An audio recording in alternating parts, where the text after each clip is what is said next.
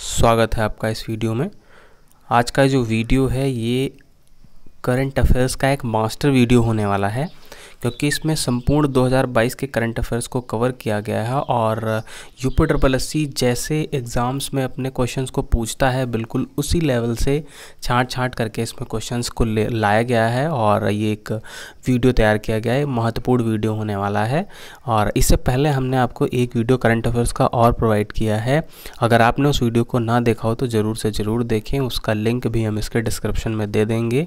और वीडियो शुरू करने से पहले आपसे एक अनुरोध है कि इसे आप लाइक करें, अपने दोस्तों तक इसे फॉरवर्ड ज़रूर करें, जिससे अधिक से अधिक लोगों तक ये सीरीज पहुंचाई जा सके। और निश्चित रूप से जब आप ये दो वीडियो को कंप्लीट कर लेंगे तो अपने आप को करंट अफेयर्स में 100% मजबूत पाएंगे और प्रश्नों को कर पाने की स्थिति में होंगे। तो चलिए फ्रेंड्स, हम वीडियो को शुरू करते हैं। सबसे पहले टॉपिक जो हमने लिया है उस टॉपिक का नाम है इंडेक्स, विभिन्न प्रकार के इंडेक्स और उनमें भारत की क्या स्थिति है। तो यहाँ से प्रश्न हर हालत में बनते ही बनते हैं, तो हम स्टार्ट करते हैं। पहला प्रश्न है विश्व खुशहाली रिपोर्ट, यानी खुश रहने में भारत की क्या स्थिति है। तो भारत की स्थिति 136वीं है खुशहाली इंडेक्स में। और अगर यही हम बात करें सबसे ज़्यादा दुखी कौन है, तो अफ़गानिस्तान देश एक ऐसा देश है जो दुखी है, सबसे ज़्यादा दुखी। और पहली पोजीशन किसकी है, तो वो फिनलैंड की है। इसके बाद बात करेंगे हम ग्लोबल इनोवेशन इंडेक्स, जो इनोवेशन है, अनुसंधान नवाचार करने में भारत की क्या स्थिति है, तो वो 40वीं स्थिति पे है। और इसके बाद वैश्विक शांति सूचकांक, शांति स्थापित करने में विश्व के देशों में भारत की क्या स्थिति है, तो 135वें नंबर पे भारत आता है शांति सूचकांक के मामले में। और यहीं पर अगर पहली पोजीशन की बात करें तो आइसलैंड की यहाँ पर पहली पोजीशन है। वैश्विक सतत विकास रिपोर्ट 121वें क्रम की सतत विकास रिपोर्ट को प्रकाशित किया गया। इसमें 121वां स्थान है भारत का। उसके बाद बात करेंगे हम अंतर्राष्ट्रीय बौद्धिक संपदा सूचकांक। बौद्धिक संपदा सूचकांक में भारत की क्या स्थिति है, तो भारत की 43वीं स्थिति है बौद्धिक संपदा सूचकांक में। और वहीं पर हम बात करें पहली पोजीशन पर कौन है, तो यहाँ पर पहली पोजीशन में यूनाइटेड स्टेट्स ऑफ अमेरिका का स्थान है। अगला प्रश्न है global gender gap report. Global gender gap report में भारत का क्या स्थान है, तो 135वां स्थान है इस रिपोर्ट में। और आइसलैंड यहाँ पर भी टॉप पर है। तो Iceland global gender gap report में टॉप पर है और फिनलैंड प्रसन्नता सूचकांक में टॉप पर है। और डेनमार्क जो है, डेनमार्क एक सूचकांक है उसमें टॉप पर होगा। और यूएसए जो है बौद्धिक संपदा सूचकांक में है। आगे हम बात करते हैं विश्व प्रतिस्पर्धात्मक सूचकांक। विश्व प्रतिस्पर्धात्मक सूचकांक में 37वां स्थान है, यानी प्रतिस्पर्धा के मामले में 37वां स्थान है भारत का। मानव विकास सूचकांक में भारत की क्या स्थिति है, तो 132वीं स्थिति है। और इसे हम HDI कहते हैं, HDI ह्यूमन डेवलपमेंट इंडेक्स। और इसका जारी करता होता है UNDP, यानी यूनाइटेड नेशन डेवलपमेंट प्रोग्राम्स। आगे बढ़ते हैं, बात कर लेते हैं कुछ और अन्य सूचकांक की। आर्थिक स्वतंत्रता सूचकांक में भारत की 131वीं स्थिति है। वैश्विक आतंकवाद सूचकांक में भारत की 12वीं स्थिति है।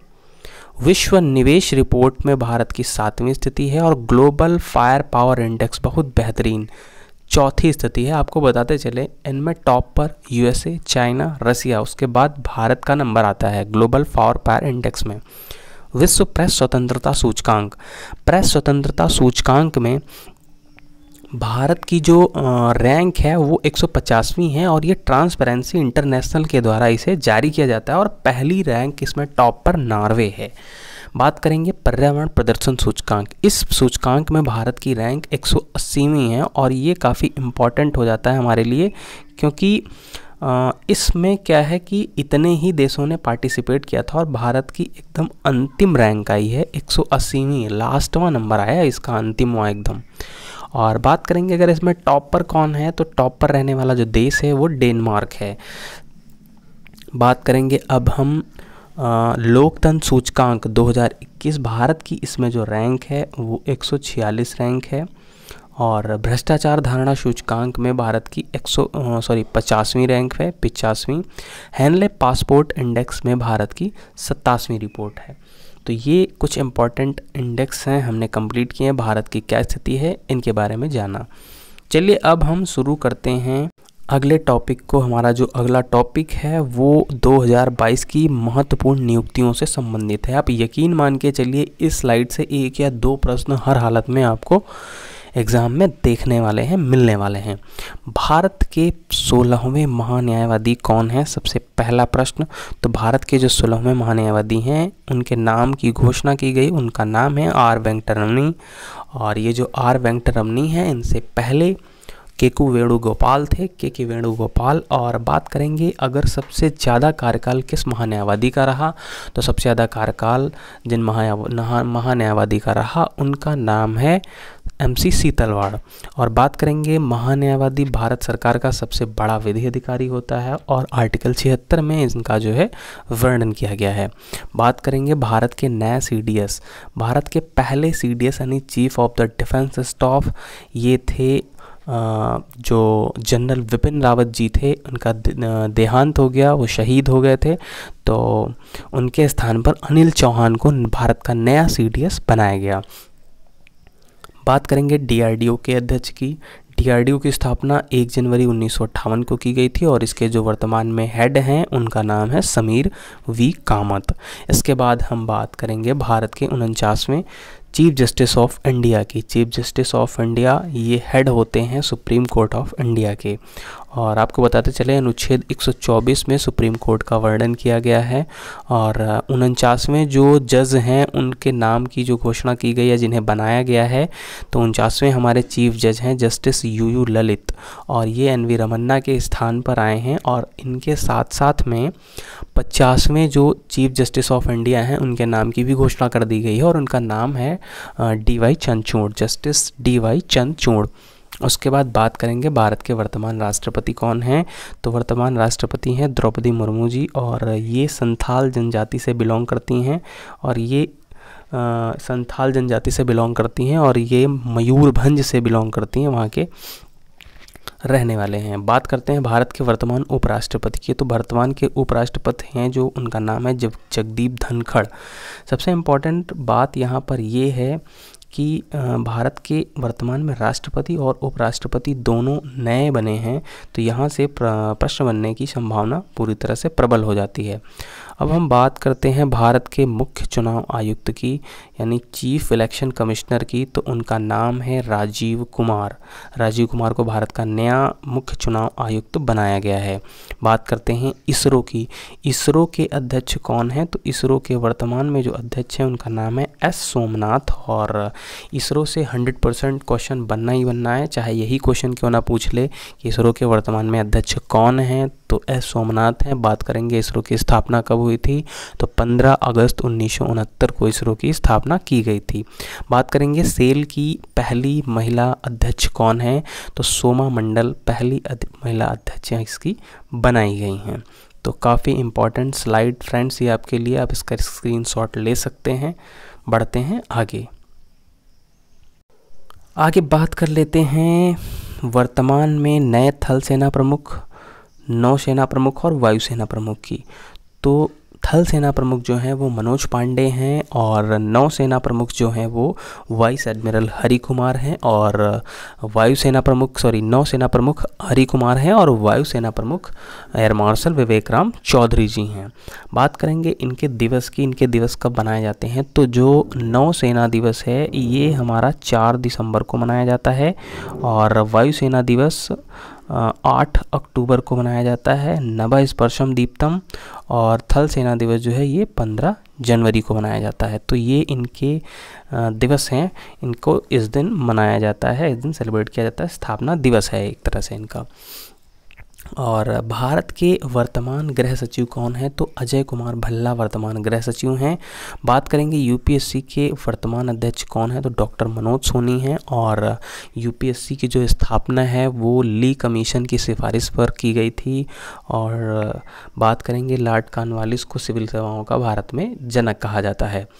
एसएससी के वर्तमान अध्यक्ष कौन हैं? तो एसएससी के वर्तमान अध्यक्ष एस किशोर जी हैं। और रेलवे बोर्ड के वर्तमान में अध्यक्ष और सीईओ कौन है?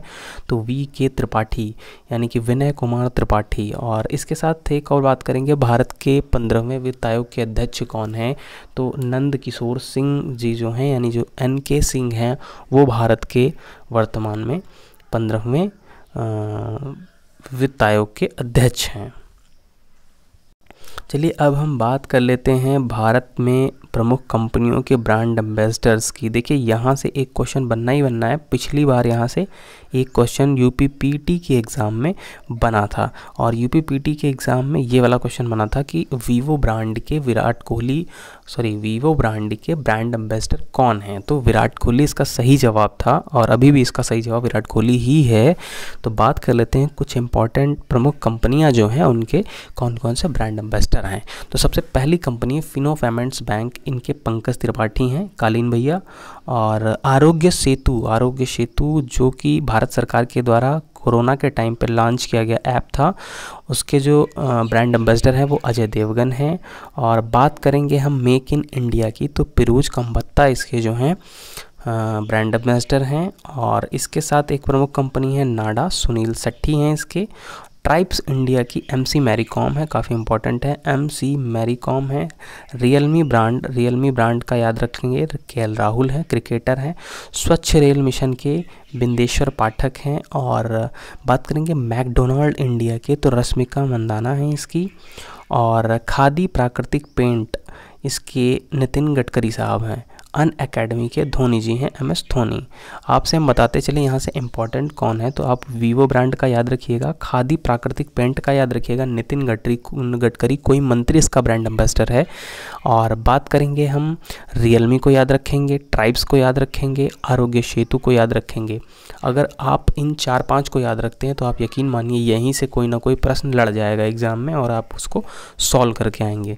चलिए आगे बढ़ते हैं, बात कर लेते हैं 2022 के प्रमुख शिखर सम्मेलनों की, क्योंकि UPSSC से पेट की जो परीक्षा ली जाएगी उसमें डायरेक्ट यहीं से क्वेश्चन बन जाने हैं, ऐसे ही क्वेश्चंस उसमें पूछे जाते हैं, उनकी प्रवृत्ति ऐसी ही है।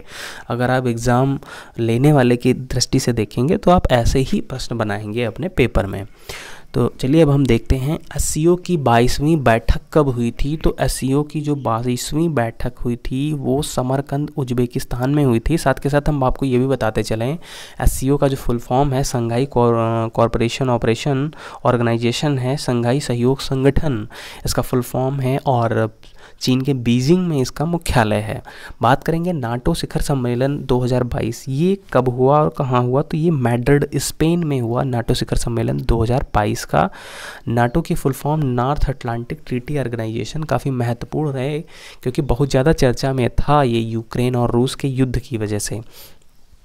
इसके साथ नाटो की जो स्थापना हुई थी ये 1949 को हुई थी। और इसका मुख्यालय की बात करेंगे तो ब्रुसेल्स में इसका मुख्यालय है। बात करेंगे 14वें ब्रिक्स बैठक की, तो 14वीं जो ब्रिक्स की बैठक हुई थी ये चीन में हुई थी, क्योंकि देखिए 14वीं अगर चाइना में हुई थी तो अगली जो होगी वो एस फार साउथ अफ्रीका में होगी, 15वीं साउथ अफ्रीका में। तो बात करेंगे इंडिया में कब हुई, तो इंडिया में जो हुई थी वो 2021 में हुई थी और ये 13वीं बैठक थी इंडिया में। बात करेंगे G20 के शिक्षा मंत्रियों का सम्मेलन कहाँ हुआ, तो ये बाली इंडोनेशिया में हुआ। पहला होम्योपैथिक अंतर्राष्ट्रीय स्वास्थ्य शिखर सम्मेलन जो कि 10 अप्रैल को मनाया जाता है होम्योपैथी दिवस, तो इसका पहला अंतर्राष्ट्रीय शिखर सम्मेलन कहाँ हुआ, तो ये दुबई में हुआ, इसलिए काफ़ी इंपॉर्टेंट है। 48वें G7 शिखर सम्मेलन ये कहाँ हुआ, तो ये जर्मनी में हुआ। 15वीं विश्व वानिकी कांग्रेस 2022 की स्थापना कहाँ की गई, तो ये साउथ अफ्रीका में की गई। आगे बढ़ते हैं और अगले स्लाइड पर देखते हैं global clean energy action forum 2022, ये अमेरिका में हुआ। अंतर्राष्ट्रीय आंगन सम्मेलन नई दिल्ली में हुआ। बात करेंगे डिफेंस एक्सपो, काफ़ी इंपॉर्टेंट, स्टार लगा लेंगे इस पे। डिफेंस एक्सपो 2022 गुजरात के गांधीनगर में हुआ। 65वें राष्ट्रमंडल संसदीय सम्मेलन 2022 ये हैलिफैक्स कनाडा में हुआ। बहुत इंपॉर्टेंट है क्योंकि यहाँ पर राष्ट्रमंडल खेल जो कि बर्मिंघम में आयोजित किए गए थे उनसे कन्फ्यूजन पैदा हो सकता है, तो इस वजह से इसको ध्यान रखेंगे। राष्ट्रमंडल पर संसदीय सम्मेलन ये कनाडा में हुआ था, हैलिफैक्स कनाडा में। बात करेंगे बिम्स्टेक की। बिम्स्टेक इसका जो 2022 का सम्मेलन है ये कोलंबो श्रीलंका में आयोजित किया गया था, श्रीलंका में इसका आयोजन किया गया था। चलिए अब हम एक अगले इम्पोर्टेंट टॉपिक की बात कर लेते हैं जिसका नाम है प्रमुख पुरस्कार एवं उनके विजेता। पहला प्रश्न है अंतर्राष्ट्रीय बुकर पुरस्कार किसने जीता? तो ये गीतांजलि श्री ने जीता और इनकी जो कृति है उसका नाम है टॉम्ब ऑफ सैंड यानी कि रेत की समाधि, और ये एक विधवा की कहानी है और इसको जो ट्रांसलेट किया उनका नाम भी पूछ सकता है आपसे, तो उनका नाम है डेजी रॉकवेल। और आपको बताते चले जो गीतांजलि श्री हैं इनका जो ये कहाँ से बिलोंग करती हैं, तो ये मैनपुरी से बिलोंग करती हैं, उत्तर प्रदेश से, तो इसीलिए ये प्रश्न और भी ज़्यादा महत्वपूर्ण हो जाता है आपके यूपी ट्रिपल पीटी एग्ज़ाम के लिए। फ्रेंड्स वीडियो को लाइक अवश्य से अवश्य कर दें और अपने दोस्तों में इसे शेयर भी कर दें, और अगर चैनल पर नए हैं तो इसे सब्सक्राइब जरूर करें। आगे बढ़ते हैं, हम देखते हैं दादा साहब फाल्के पुरस्कार जो किसे मिला है 2022 का, तो ये आशा पारेख को मिला है और इससे पहले रजनीकांत को ये मिला हुआ था। विश्व खाद्य पुरस्कार 2022 ये डॉक्टर सिंथिया को दिया गया। इसके बाद बात करेंगे मिस वर्ल्ड 2021। मिस वर्ल्ड 2021 किसे चुना गया? बिल्कुल याद रखने वाला क्वेश्चन है, कैरोलिना बिलवस्का को दिया गया और ये पोलैंड की रहने वाली हैं। बात करेंगे मिस यूनिवर्स किसे दिया गया, तो मिस यूनिवर्स जो दिया गया 2021 का वो हरनाज संधू को दिया गया और यूएई में ये प्रतियोगिता, दुबई में ये प्रतियोगिता आयोजित की गई थी। और जो है कि ये रहने वाली कहाँ की हैं, तो ये चंडीगढ़ की रहने वाली हैं। अब आजकल प्रश्नों में ये भी पूछता है कि जैसे आपसे पूछ लेगा मिस वर्ल्ड जो 2021 की हैं उनका नाम भी दे देगा क्वेश्चन में, कैरोलिना बिलवस्का, ये कहाँ की रहने वाली हैं, तो ये पोलैंड की रहने वाली हैं। बात करेंगे 57वें ज्ञानपीठ पुरस्कार की, तो ये दामोदर मौर्य को दिया गया और नीलमणि फूफन को 56वां ज्ञानपीठ पुरस्कार मिला था। अगला महत्वपूर्ण क्वेश्चन है T+2 अवार्ड किसे दिया गया 2022 का, तो सत्यमंगलम टाइगर रिजर्व को दिया गया और ये तमिलनाडु में स्थित है, क्योंकि इससे पहले का जो 2021 का T+2 अवार्ड था वो पीलीभीत टाइगर रिजर्व को दिया गया था। बेसिकली ये उन टाइगर रिजर्व्स को दिए जाते हैं जो अपनी संख्या में दुगनी की वृद्धि करते हैं, ×2 की वृद्धि करते हैं। अगला प्रश्न है अंतर्राष्ट्रीय रेंजर अवार्ड 2022 किसे दिया गया, तो ओरांग नेशनल पार्क जो है उसे इंटरनेशनल रेंजर अवार्ड दिया गया। और आपको बताते चलें ओरांग जो है ये असम में स्थित है, रायमोना भी असम में ही स्थित है, डिब्रूगढ़, ये सारी चीज़ें असम में स्थित हैं। यहाँ पर कई नेशनल पार्क हैं, आप एक बार उनको अवश्य देख लें। बात करेंगे हम 31वां सरस्वती सम्मान, ये किसे दिया गया, तो रामदरस मिश्र को दिया गया 2021 का। इनकी कृति है मैं तो यहाँ हूँ के लिए इनको दिया गया। प्रिट्जकर अवार्ड की बात करें 2022, ये किसे दिया गया, तो फ्रांसिस कैरे को दिया गया। और आपको बताते चले प्रिट्जकर जो अवार्ड है ये आर्किटेक्चर से रिलेटेड है और एक पुलित्ज़र अवार्ड होता है जो पत्रकारिता से संबंधित होता है, ये दोनों में डिफरेंस है। बात करेंगे मिस इंडिया वर्ल्ड 2022, ये किसे दिया गया, तो सिन्हा शेट्टी को दिया गया और ये कर्नाटक की रहने वाली हैं सिन्हा शेट्टी। अगला प्रश्न है यूनेस्को शांति पुरस्कार 2022 किसे दिया गया, बहुत अच्छा प्रश्न है, डॉक्टर एंजेला मर्केल को ये दिया गया। और आपको बताते चले एंजेला मर्केल लंबे समय से जर्मनी की चांसलर हैं और वर्तमान में जर्मनी के जो चांसलर हैं वो ओलाफ शाल्ज हैं, यानी कि कुछ ही दिनों पहले अभी ये वहाँ से हटी हैं चांसलर के पद से। बात करेंगे 31वें व्यास सम्मान की, तो असगर वसाहत जो हैं ये इनको महाबली नाटक के लिए व्यास सम्मान दिया गया है 31वां, असगर वजाहत महाबली नाटक के लिए। अगले प्रश्न को देखेंगे लिबर्टी मेडल किसे दिया गया है, तो जेलेंस्की को दिया गया है और ये यूक्रेन के राष्ट्रपति हैं, इनको लिबर्टी मेडल दिया गया है। वैश्विक ऊर्जा पुरस्कार 2022 का किसे दिया गया है? तो कौशिक राजशेखर को वैश्विक ऊर्जा पुरस्कार दिया गया है। बिल्कुल नया क्वेश्चन हो सकता है आपके लिए। राष्ट्रीय एमएसएमई पुरस्कार 2022 किसे दिया गया? तो उड़ीसा राज्य ने इस अवार्ड को जीत लिया है। Micro small and medium enterprises MSME का फुल फॉर्म है और नारायण राव इसके मंत्री हैं। बात करेंगे टेम्पल्टन पुरस्कार, ये संस्कृति मंत्रालय के द्वारा दिया जाता है। फ्रैंक विल्जेक को मिला है टेम्पल्टन पुरस्कार। और अगला इम्पॉर्टेंट पुरस्कार है एबल पुरस्कार, डेनिस पॉर्नेल सुलेवन को दिया गया है। बात करेंगे रामानुजम अवार्ड की। रामानुजम अवार्ड नीना गुप्ता को मिला है और बेसिकली ये एक युवा साइंटिस्ट होते हैं, जो युवा गणितज्ञ होते हैं, उन्हें दिया जाता है रामानुजम पुरस्कार। और साथ के साथ आपको हम बताते चलें, एक नंबर होता है 1729, इसे हम हार्डी रामानुजम नंबर कहते हैं। और यहाँ से सबसे इम्पॉर्टेंट है टेम्पल्टन पुरस्कार, डेनिस सुलेवन वाला, एबल पुरस्कार, रामानुजम पुरस्कार और कौशिक पुरस्कार, कौशिक राजशेखर वैश्विक ऊर्जा पुरस्कार। तो काफ़ी इम्पॉर्टेंट ये स्लाइड है, आप इसका स्क्रीनशॉट ले सकते हैं। आगे बढ़ते हैं, अब हम थोड़ा सा मिसलेनियस टॉपिक्स की ओर बढ़ते हैं और देख लेते हैं कुछ और क्वेश्चंस को, इनको समझने का हम प्रयास करते हैं। सबसे पहला प्रश्न है, भारत में वर्तमान में कुल कितने रामसर साइट हैं? तो 75 रामसर साइट हैं। अभी हाल ही में 64 में 10 गवर्नमेंट ने 10 नए रामसर स्थलों को जोड़ के 75 रामसर साइट्स को बना दिया गया था। और जो रामसर एक स्थान है, ये ईरान में स्थित है, जहाँ पर 2 फरवरी 1971 को एक कन्वेंशन किया गया था और ये कन्वेंशन ही रामसर कन्वेंशन के नाम से जाना जाता है और ईरान के रामसर शहर के नाम पर इसका नाम पड़ा है। अब और हम बात करेंगे, यूपी में अभी 10 रामसर साइट हैं जो वर्तमान में सबसे ज़्यादा, और सबसे लेटेस्ट जो रामसर साइट है वो है बखीरा रामसर साइट। और ये कहाँ पे है? संत कबीर नगर में, संत कबीर नगर डिस्ट्रिक्ट में ये सबसे लेटेस्ट रामसर साइट है। चलिए आगे बढ़ते हैं।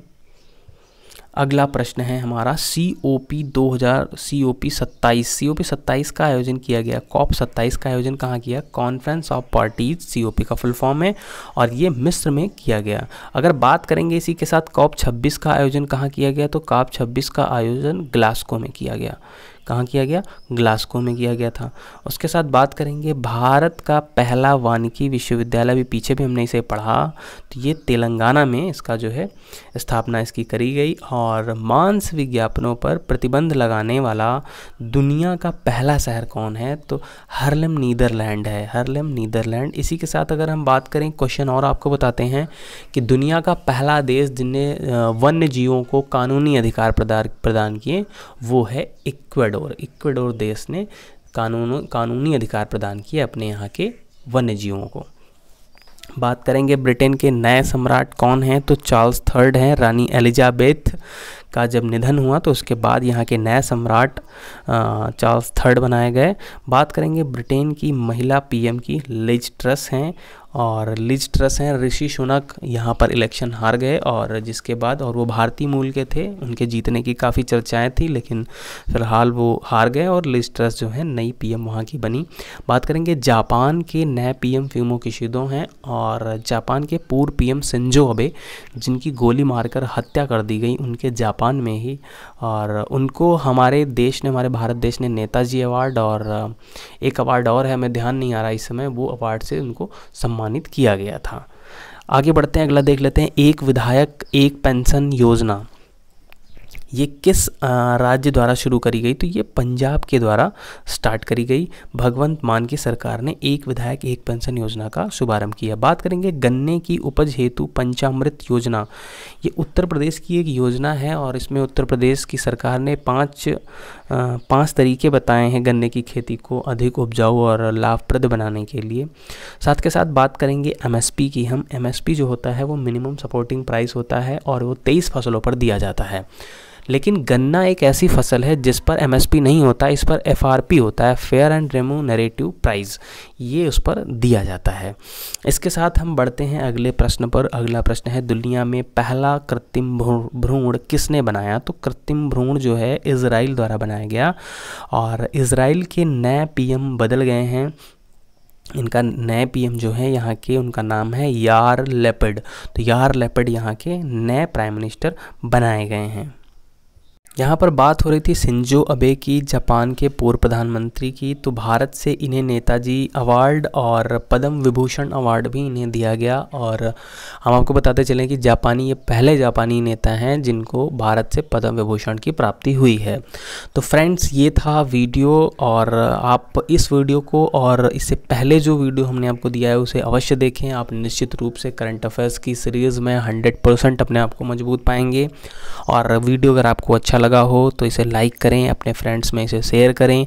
हमारे चैनल पर नए हैं तो सब्सक्राइब करें। यहाँ पर ऐसे ही टॉपिक्स लिए गए थे जिनसे वास्तव में UPSSC क्वेश्चंस बनाता है, और ख़ास करके PT जैसा एग्ज़ामों में।